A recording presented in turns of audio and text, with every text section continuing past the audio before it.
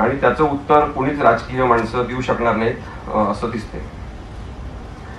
आता मर्जर बद्दलचा जो विषय आहे तो सुद्धा 10th शेड्यूल मधला महत्वाचा आहे की तुम्ही 2/3 बहुमताने सुद्धा बाहेर पडत असाल तरी सुद्धा तुम्हाला अपात्रतेपासून संरक्षण पाहिजे असेल तर तुम्हाला एका दुसऱ्या पक्षात विलीन झालं पाहिजे, तो पक्ष आपलासा केला पाहिजे. तसं यांनी कोणीच केलं नाही. सातत्याने हे सांगण्यात आलं की आम्ही शिवसेनेतच आहोत, आम्ही बाळासाहेबांचे अनुयायी आहोत, ते फोटो काढणं, फोटो बाळासाहेबांचा मोठा आणखी करणं, तिथे लावणं, हे सगळे प्रकार आपण पाहत आलो. आता याच्यामध्ये सामान्य माणसाला प्रश्न पडणार की हे तर म्हणतात शिवसेना सोडली नाहीये, मग शिवसेना सोडली नसताना यांना तुम्ही पक्षातून बाहेर कसं काढू शकता? आणि हे सांगण्याचाच प्रयत्न आता पण कोर्टात होतो आहे. आणि तेव्हा मग दयनीय अवस्था वकिलांची होते की जे अशा प्रकारची चुकीची बाजू मांडतात. आणि त्यामुळे ज्यांचे मोठे मोठे नावं आहेत त्यांची पण हवा निघताना आपण बघितलं. असं होऊ शकते कारण की शेवटी कशी बाजू मांडायची, कोणाची मांडायची याचा विचार न करता पैशासाठी आपण जेव्हा काम करतो तेव्हा अशी परिस्थिती बरेचदा ओढवू शकते. आता इथे काही महत्त्वाचे मुद्दे आहेत. मी तेव्हापासून सांगतोय आणि मला वाटलं की माझं बरोबर असेल की नाही, पण मला वाटलं की बाय कंडक्ट तुम्ही पक्ष सोडलेला आहे. तुमच्या वागणुकीवरून हे दिसते, तुमच्या कृतीवरून हे दिसते की तुम्ही पक्ष सोडलेला आहे, तुम्ही पक्षविरोधी कारवाया करताय. आणि त्यामुळे त्या कंडक्टला काही महत्त्व आहे की नाही हा मुद्दा महत्त्वाचा आहे असं मला वाटलं. पण आता मी जेव्हा पाहत होतो तेव्हा साधारणतः मला 2 केसेस मिळाल्या ज्या कंडक्टच्या बेसिसवर खूप महत्त्वाच्या आहे. आणि त्यांनी त्याच्यात सांगितलं की कंडक्टच्या आधारे तुमची बेकायदेशीरता ही ठरू शकते. त्याच्यातले 2 महत्त्वाच्या केसेस आहेत. एक श्रीमंत बाळासाहेब पाटील ही कर्नाटकची केस आहे, कर्नाटक स्टेट असेंब्ली विरुद्धची. आणि दुसरी एक आहे ती राजेंद्र सिंग राणा ही आहे. आणि रवी नाईक ही सुद्धा एक केस आहे जी 1994 मध्ये झाली आणि दुसरी मग एक 2007 साली झाली. या साल कदाचित चुकत असेल, पण या दोन्ही केसेसमध्ये त्यांनी सांगितलं की तुम्ही राजीनामा दिला नाही तरी त्यांच्या वागणुकीवरून जर त्यांनी पक्ष सोडलेला आहे असं दिसत असेल तर त्यांनी तो पक्ष सोडलेला आहे आणि ते अपात्रतेच्या कारवाईसाठी पात्र आहेत असं समजण्यात येईल असं त्यांनी सांगितलं.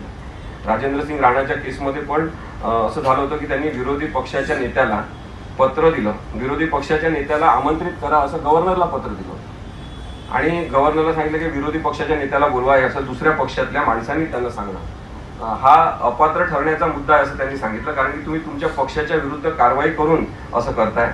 महाराष्ट्रामध्ये सुद्धा थोडंसं राजेंद्र सिंग राणा वर्सेस स्वामी प्रसाद मोरे या केसमधल्या सारखंच झालेलं आहे की विरोधी पक्ष नेत्याला पाठबळ देण्यासाठीची कृती म्हणून जर हा कंडक्ट सगळा आपण लक्षात घेतला तर ते पक्ष सोडल्याचं थेट लक्षण आहे.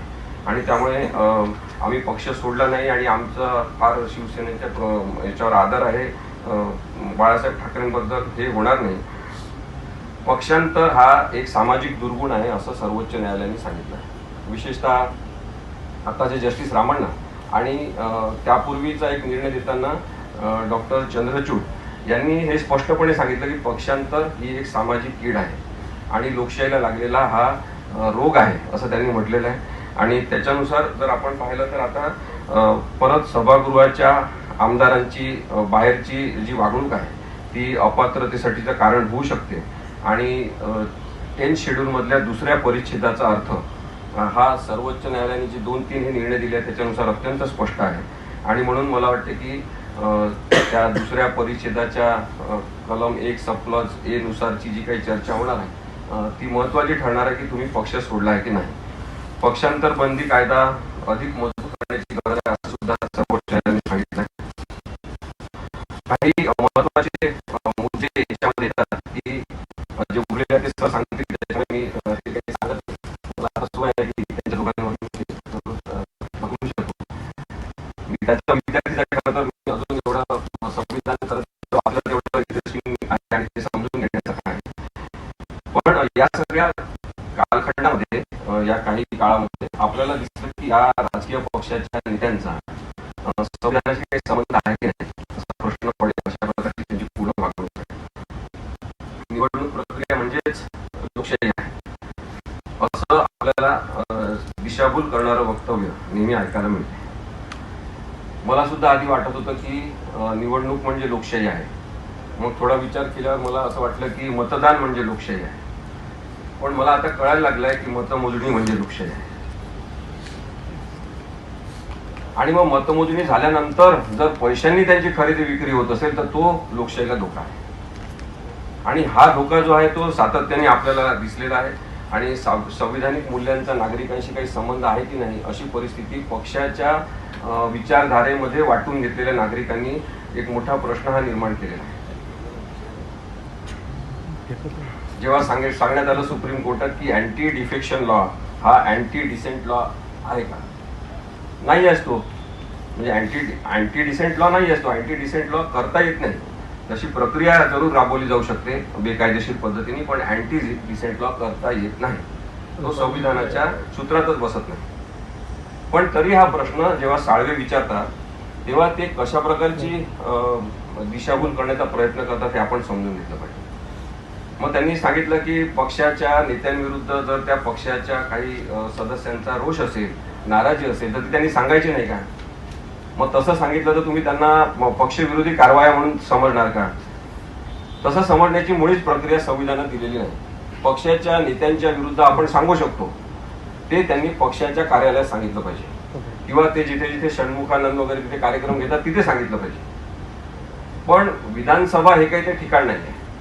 विधानसभेमध्ये तुम्हाला जर एखादा व्हीप दिला असेल, त्या व्हीपनी त्या आदेशानुसार कोणाला मतदान करायचं सांगितलं असेल, तुम्ही त्याच पक्षाच्या किंवा त्याच माणसाला तुम्ही मतदान केलं पाहिजे.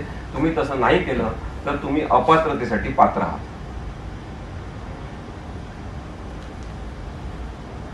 एकूणच हा सगळा जो घटनाक्रम आहे तो कॉन्स्टिट्यूशनल लँडस्केप बिघडवणार आहे.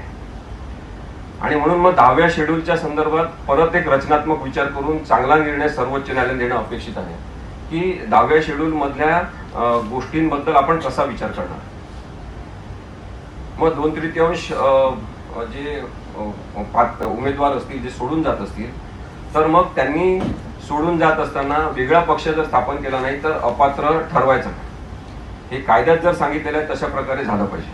दुसरा मुद्दा महत्वाचा क्लॅरिफाय झाला पाहिजे असं मला वाटते की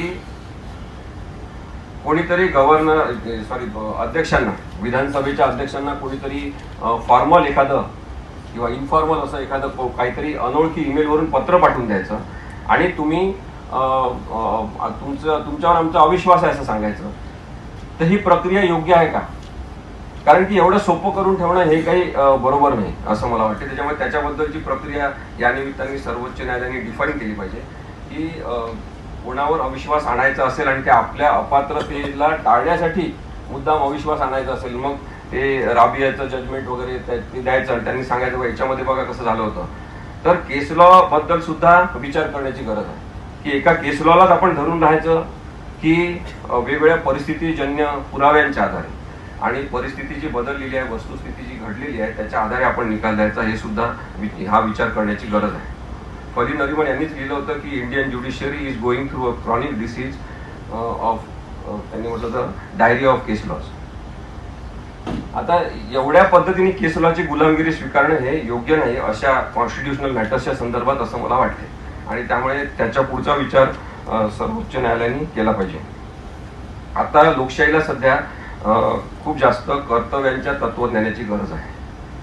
ते कर्तव्य सगळेजण हे जर लॉ मेकर्स म्हणून घेणारे लोक आहेत तेच जर कर्तव्य विसरले असतील तर मग आपण लोकांना कसं समजून सांगायचा हा प्रश्न आहे. दर्जेदार लोकशाही आणि लोकशाहीचा दर्जा या दोन्ही प्रश्नांवर पत्रकारांनी लिहावं असा हा सगळा जो घटनाक्रम आहे तो अत्यंत महत्वाचा आहे.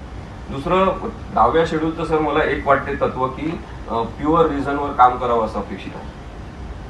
प्युअर रिझन बद्दल खूप जणांनी परदेशातल्या लोकांनी लिहिलाय, पण भारतातल्या ज्या 2 लोकांनी लिहिलाय त्याच्यामध्ये माझ्या वाचनात जे आलाय प्युअर रिझन बद्दल विनोबा भावेंनी लिहिलाय आणि नंतर दादा धर्माधिकारींनी लिहिलाय की प्युअर रिझन ऑफ डेमोक्रेसी काय आहे. आणि मग ते तत्व म्हणजे अगदी शुद्ध तत्वानुसार आपण त्याचे अन्वयार्थ काढत गेलं पाहिजे, तरच आपला प्युअर कॉन्सायन्स हा सद्सद्विवेक बुद्धी आपली टिकून राहील असं त्यांचं म्हणणं आहे. सातत्याने जो काही संघर्ष सुरू होत आहे या कॉन्स्टिट्यूशनल सगळ्या डिबेटमधून, त्याच्यामध्ये काही माणसं विरुद्ध कायदा, काही माणसं विरुद्ध कोर्ट आणि काही माणसं विरुद्ध न्यायाधीश अशा स्वरूपाची जी काही अराजकता निर्माण करणारी सिच्युएशन आहे ती काही चांगली नाही. शेवटचे 2-3 मुद्दे माझे की भीती दाखवून, आमिष दाखवून, त्यानंतर पैसा खर्चून नेतृत्व मिळवायचं, मग ते टिकवण्यासाठी सतत पैसा खर्च करायचा आणि मग स्थैर्य आलं की आपले खर्च झालेले पैसे मिळवण्याचा प्रयत्न करायचा. हे जर राजकारण असेल तर हे नेतृत्वाचं प्रदूषण थांबलं पाहिजे. आणि हे प्रदूषित करणारे लोक कोण आहेत हे चेहरे अगदी स्पष्टपणे आता या निमित्ताने पुढे आलेले आहेत. 10व्या शेड्यूलशी जे खेळत आहेत, संविधानाशी जे मोडतोड करून त्याची भाषा काहीतरी मांडण्याचा प्रयत्न करतायत, ते चेहरे आहेत जे नेतृत्वाचं प्रदूषण आहे आणि जे लोकशाहीला लागलेलं ग्रहण आहे. आणि त्याच्याबद्दलचा विचार आपल्याला करता आला पाहिजे. विधायक स्वरूपात कायदा वापरण्याची गरज आहे असं मला वाटते.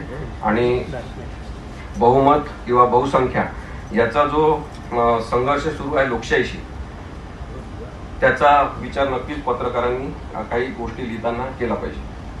ज्या त्रुटी आहेत त्या मी फक्त 2 सांगतो आणि मग थांबतो. मगाशी मी जसं सांगत होतो की फुटून बाहेर पडणाऱ्या आमदारांनी अध्यक्षांवर केवळ एक पत्र पाठवून अविश्वास ठराव आणला, तर त्याद्वारे अध्यक्षांना त्यांचे अधिकार वापरणेच थांबवावे का? अपात्रता टाळण्यासाठी बंडखोर आमदार जे आहे त्यांनी अशी क्लुप्ती केली की मुद्दामून आपण एक पत्र टाकून द्यायचं की तुमच्यावर आमचा अविश्वास आहे. आणि म्हणून आता त्या दिवशी हा मुद्दा आला तेव्हा त्यांनी सांगितलं की केवळ अविश्वास आहे असं म्हणणं चालणार नाही, तर त्या अध्यक्षांचं गैरवर्तन काही आहे का याच्याबद्दलची तुम्हाला मांडणी करावी लागेल. तशा तुम्हाला घ्यावं लागतील की हे अध्यक्ष जे आहेत त्यांनी अशा अशा प्रकारचं गैरवर्तन केलेलं आहे, कॉन्स्टिट्यूशनची त्याच्यामुळे विश्वास आहे असं सांगावं लागेल. जे प्लेन पत्र एका अनोळखी ईमेल वरून पाठवण्यात आलेलं आहे की आमचा तुमच्यावर अविश्वास आहे, त्याला ती तशी प्रक्रिया आपण मान्य करायची का, हा एक मुद्दा असणार आहे. अपात्रतेची प्रक्रिया आणि बहुमताची चाचणी यांचा काहीच संबंध नाही असा नियम नेहमीसाठी असला पाहिजे का? कारण की जे आधीचे जजमेंट देण्यात येतात त्याच्यातून ते सांगण्याचा ते प्रयत्न करतायत की तुम्हाला अपात्र ठरवलाय, मग तुम्ही आता तुम्हाला अविश्वास पात्र ठरवलाय, त्यामुळे आता तुमच्यावर ठराव असल्यामुळे तुम्ही दुसऱ्यांना अपात्र ठरू शकत नाही असं म्हणून स्वतःची अपात्रता वाचवण्याचा प्रयत्न करणं आपण याच्यानंतर खपून घ्यायचं का? मग त्याच्याबद्दलची काहीतरी प्रक्रिया असली पाहिजे. घटनाक्रम आणि वस्तुस्थिती बघून प्राधान्यक्रम ठरवला पाहिजे प्रत्येक बाबतीत, अशी काहीतरी स्पष्ट तरतूद असण्याची गरज आहे. अपात्रतेची प्रक्रिया प्रलंबित असताना जेव्हा बहुमत चाचणी घेतली तरी चालेल, हे जे तत्व आता सुप्रीम कोर्ट आणू पाहत आहे ते अत्यंत चुकीचं आहे. कारण की त्यातून पुढच्या घटनात्मक गुंतागुंती घडत चाललेल्या. अपात्रतेची नोटीस आधीच जाहीर झालेल्या आमदारांनी बहुमत चाचणीत सहभाग घ्यायचा का, हा एक महत्वाचा प्रश्न आहे. म्हणजे यांनी तर आता राष्ट्रपतीच्या निवडणुका होत्या, त्यांनी राष्ट्रपतीच्या निवडणुकीत पण सहभाग घेतलेला आहे. आणि उद्या जर हे अपात्र ठरले तर लोक प्रश्न विचारणार की हे जर अपात्र ठरले तर मग त्याच्यातले मतं काही मायनस करणार का, काय हिशोब करणार आपण? त्याच्यामुळे हा लोकशाहीचा जो लेखाजोखा आहे, ऑडिटिंग आहे, ते एका चुकीमुळे जर वाढत असेल सगळं तर त्याच्याबद्दलचा विचार झाला पाहिजे. अपात्र आमदारांना बहुमत चाचणीत सहभाग घेऊ देणे म्हणजे एक प्रकारे पक्षांतराला पुष्टी देणे नाही आहे का, हा सुद्धा प्रश्न महत्वाचा आहे. आणि मला असं वाटतं की या सगळ्या गोष्टी, अपात्रतेच्या प्रक्रिया पेंडिंग असताना बहुमत चाचणी घेता येईल असा सर्वसाधारण नियम म्हणून करणं कोर्टाने सुद्धा हे चुकीचं झालं आहे की नाही, या सगळ्यांबद्दल आता चर्चा झाली पाहिजे. आणि म्हणून 5 वर्षाच्या कालावधीमध्ये जर कोणी अशा प्रकारे अपात्र ठरणारी प्रक्रिया घडून आणत असेल तर त्यांना विधानसभेच्या येणाऱ्या निवडणुकीत निवडणूक लढवता येणार नाही अशी आता तरतूद केली पाहिजे. त्याने 5 वर्षाच्या आताच आम्ही सरकार पाडतो आणि मग आम्ही पुन्हा अपात्रतेच्या कचाट्यातून सुद्धा सुटतो, कारण की आम्ही पत्र टाकून दिलेलं आहे की या उपाध्यक्षांवर अविश्वास आहे, मग आता तुम्ही आम्हाला काही करू शकत नाही. आणि मग सर्वोच्च न्यायालयाने सांगायचं की अपात्रतेच्या नोटीसला आम्ही स्टे दिलाय, मग स्टेचा अर्थ आम्ही काढणार की स्टे दिलेला याचा सरकार स्थापन करून टाकणार. आणि मग गव्हर्नर आजोबा आहेत ते तसं पाहिलं तसं जसं पाहिजे तसा निर्णय घेणार. हे किती दिवस चालणार? म्हणजे आपण एक खपून घ्यायचं की नाही, हा एक महत्वाचा मुद्दा आहे. आणि म्हणून मला असं वाटते की एक जोड या निर्णयातून आली पाहिजे या 10व्या परिशिष्टामध्ये की तुम्ही जर अपात्र ठरले तर तुम्ही लगेच येणारं इलेक्शन लढू शकणार नाही. अशा प्रकारची तरतूद आणली तरच कदाचित अपात्रतेच्या संदर्भात थोडा तरी वचक बसेल. नाहीतर हे कायदा तोडण्यासाठी, कारण आता वकील पण पुरवले जातात आपण पाहिला वकील पुरवले जातात आणि मी मुद्दामून इथे उभं राहून सुद्धा सांगतो की आधी सरकारी वकील असतात सरकारी वकील, पण आता सरकारी न्यायाधीश पण असतात आणि त्यामुळे खूप धोकादायक परिस्थिती आलेली आहे. जे आहे ते संविधान मांडणारे लोक, त्यांनाच लोक फार हिंमतवान आहेत असं समजायला लागले. तसं खरं काही नाही आहे, तसं नसलं पाहिजे. अत्यंत साध्या पद्धतीने आपण संविधान समजून घेतलं पाहिजे आणि त्याचा दृष्टिकोन हा आपण बेकायदेशीरता करू नये असा असेल तर बेकायदेशीरता वाढेल अशा स्वरूपाची कोणाचीच कामगिरी खपवून घेतली जाणार नाही, अशा प्रकारची काहीतरी स्पष्टता निर्णयातून येईल अशी अपेक्षा आपण करू शकतो. आणि मला एक शेवटचा मुद्दा असा वाटतो की हे लार्जर बेंच समोरच हे प्रकरण केलं पाहिजे, कारण की यातले काही जे केस लॉज आपण मी जसं सांगितलं एक 9 न्यायाधीशांच्या बेंचने डिसाईड केलेली केस आहे, कोणत्या 5 न्यायाधीशांची आहे. मग आता त्याच्या पुढे जाणारा काही निर्णय द्यायचा असेल तर त्यांनी लार्जर बेंचच गठीत केलं पाहिजे आणि लार्जर बेंच गठीत करत असताना खूप काही मोठी प्रक्रिया करावी लागत नाही. सगळे ॲडमिनिस्ट्रेटिव्ह अधिकार हे चीफ जस्टिस ऑफ इंडिया यांच्याकडे असल्यामुळे एका दिवसात पण ते करू शकतात आणि दुसऱ्या दिवशी हिअरिंगला लावू शकतात. सगळे न्यायाधीश अत्यंत अनुभवी असतात, त्यामुळे त्यांना हे प्रकरण तसंही पण आजकाल अशी पद्धत आलेली आहे की वाचून न येता आपण वकिलांकडून सगळं ऐकून घ्यायचं आणि मग त्याच्यावर ते मार्किंग करून आपण ठरवायचं की आपलं काय म्हणणं आहे. तर त्यामुळे तसं काही खूप मोठी अशी समस्या येणार नाही. सगळ्यांची इच्छा आहे भारतातल्या अनेक लोकांची की जस्टिस रामण्णा असेपर्यंत ते प्रकरण डिसाईड झालं पाहिजे. तर त्यांनी ती इच्छा सगळ्यांची पूर्ण करावी. जो काही निर्णय ते देतील ते साधारणतः न्यायिक असेल अशा प्रकारची सुद्धा एक समजूत भारतामध्ये पसरलेली आहे. धन्यवाद.